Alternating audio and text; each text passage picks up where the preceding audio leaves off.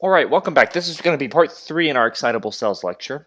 So in this part, we're going to continue talking about this idea of ions and specifically what an ion is. So if you have any prior chemistry knowledge, or if you've taken a prior chemistry course, or you're currently in one, you'll know that an ion is a charged atom. All right. So we know that we have atoms, and then within those atoms, we have what are called subatomic particles. And these are going to be protons, neutrons, and electrons. Protons having a net positive charge, electrons being negative, and neutrons being neutral. And so, depending on the number, the relative number of protons and electrons, positively charged and negatively charged subatomic particles, you're going to get something that has either a net positive charge overall, a net negative, or it may be neutral. Right?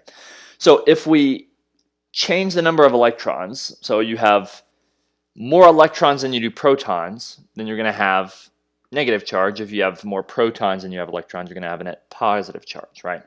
And so the reason these are important, sodium and potassium and calcium and chloride, magnesium, and all these different things, you can refer to them as electrolytes or ions, is that they each have a different role in the body, right? So sodium is very important for neurological function, right? Sodium also has a large role in fluid balance, right? So water will follow sodium, as you'll learn when you talk about circulatory system and renal physiology. Potassium has a very strong effect on neurological function as well. It also has a lot to do with cardiac function, so the functioning of the heart. Calcium as well, very strong with has a large effect on heart contractility, as well as on just normal skeletal muscle as well. And so if you're going to something like nursing school, or if you go to medical school, or any really other type of kind of clinical health professional school, you'll learn all about these different ions, and you'll learn that they exist in different concentrations in the blood. So sodium is 135 to 145. Calcium is like 8.4 to 10.2. Potassium is 3.5 to 5, 5.1, 5.2, something like that. And so they all exist in these different concentrations. And so by monitoring and assessing a patient's blood count, so you could do like a CBC, a complete blood count. They could look at the concentration of these different ions. They can determine the progression of different disease states, and whether or not the patient is at risk for any type of adverse effect if sodium is high or low, calcium, potassium, so on and so forth. All right. So these exist in two different forms, right? You have one that's more positive, you have one that's more negative. So if we look at a cation ion, right? A cation ion is a positively charged ion, right? So we said that you have your protons and electrons. So if we're net positive here, this means we're going to have more protons than we do electrons, right? And so we're going to lose our number of electrons, or at least some, so where we have more protons. These typically exist on the left side of the periodic table, right? One way you can remember that a cation ion is positive is that cats have pos, and so a cation ion has a positive charge overall. All right, so if we look at the progression from an atom to an ion, so in this case we're going to a cation ion because this is what we're talking about. So if we look at a sodium atom, all right, a sodium atom is net neutral. Okay, there's no net charge. That means the number of protons and the number of electrons are imbalanced, right? They have the same number. So in this case we have 11 protons, 11 positively charged subatomic particles, and 11 electrons. Now, for our atoms, and you'll learn this if you take a chemistry course, there's something known as the octet rule. All right, and the octet rule states that an atom is most stable when it has 8 electrons in its valence shell. And so valence shell is the outer ring or the outer shell of an atom where you can have electrons, right? So you can see in the middle you have a nucleus here. You have a nucleus here where you have protons and neutrons, and then surrounding the nucleus you have these orbits or these shells, right? So you see this first one, the first one can have 2, and then everyone around that is most stable with 8. So here you can see 2, 4, 6, 8, but this one out here only has 1, all right?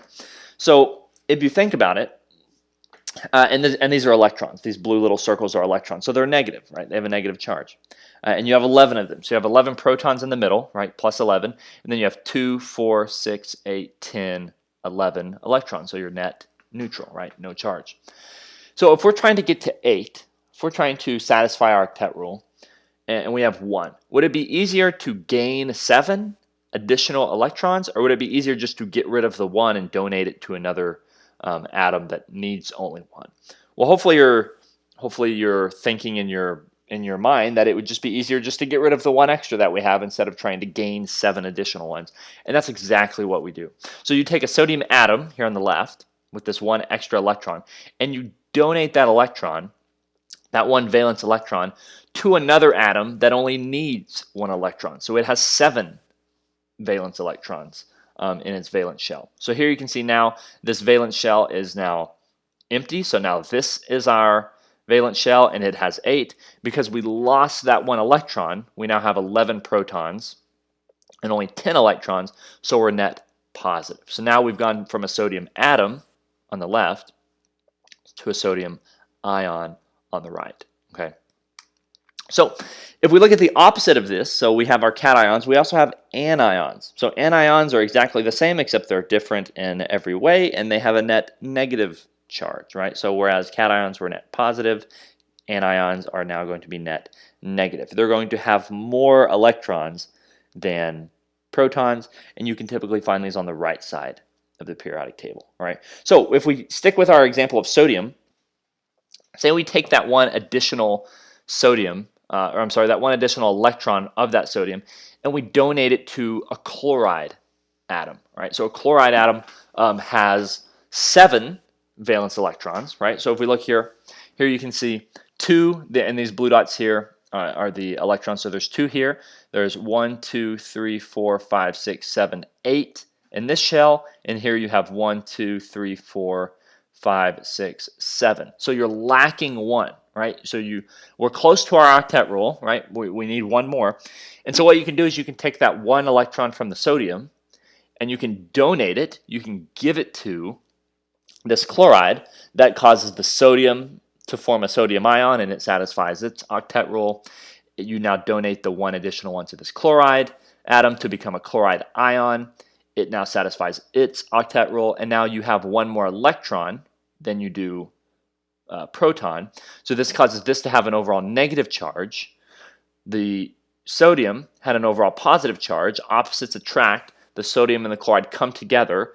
Net positive, net negative cancel each other out, and you get sodium chloride, which is net neutral, and this is table salt, right? So sodium chloride is what we think of as salt, and it is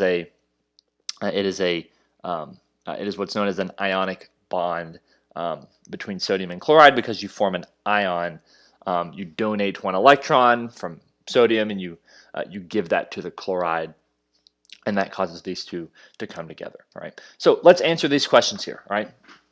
So with this, we're going to look at whether a cation or anion gains or loses electrons, what its charge is, so is it positive or negative, and what side of the periodic table can you expect to find it, right? So let's do this first one here. So you may want to try to pause the video and try to fill these in, and I'm going to go through and I will put in the answers, right? So cations, if we think about the number of electrons, so cations are positive, right? So they're going to lose electrons, right? So cation loses electrons, means it has a net positive charge, and these are going to be located on the left side of the periodic table. So if you know cations and their features and characteristics, then anions are exactly the same, except that they're completely different, right? So anions are going to gain electrons, so they become more negative. This means they are negative in charge, and they're on the right side of the periodic table. Okay, all right. So these ions that we've talked about, they're not evenly distributed across the membrane, right? So this is what we said earlier. We said that the resting membrane potential is negative, so the membrane has a polarity, and so it's more negative on the inside relative to the outside.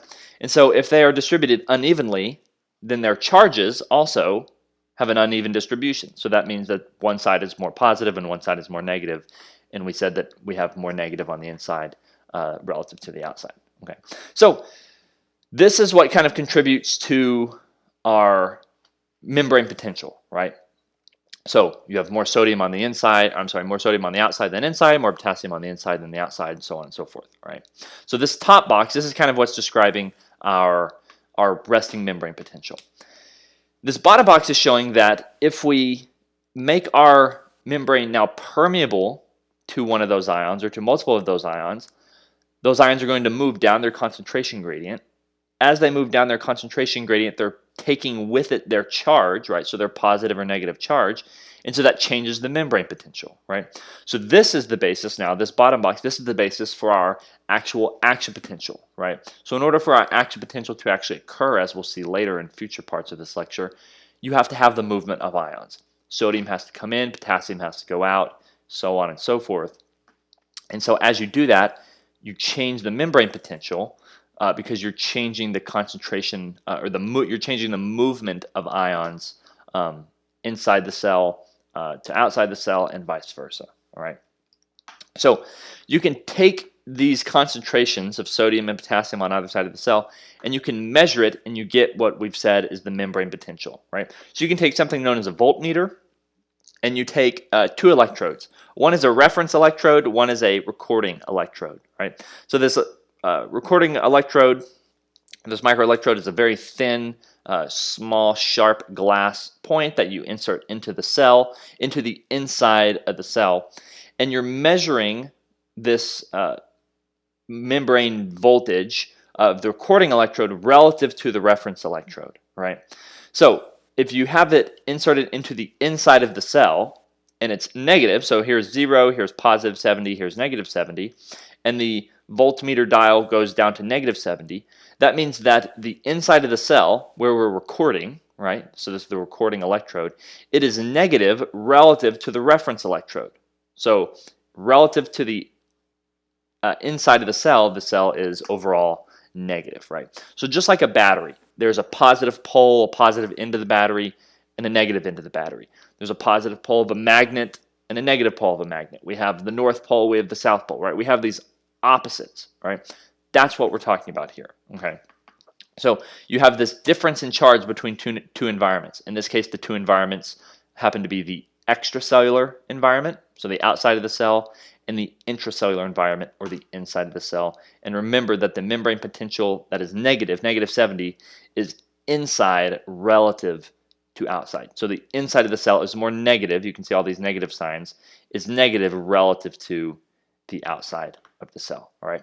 We'll see that as our membrane potential changes and as we go through our action potential, this membrane potential is going to change. So we're going to go from negative to more positive, and then we'll ultimately return back to negative.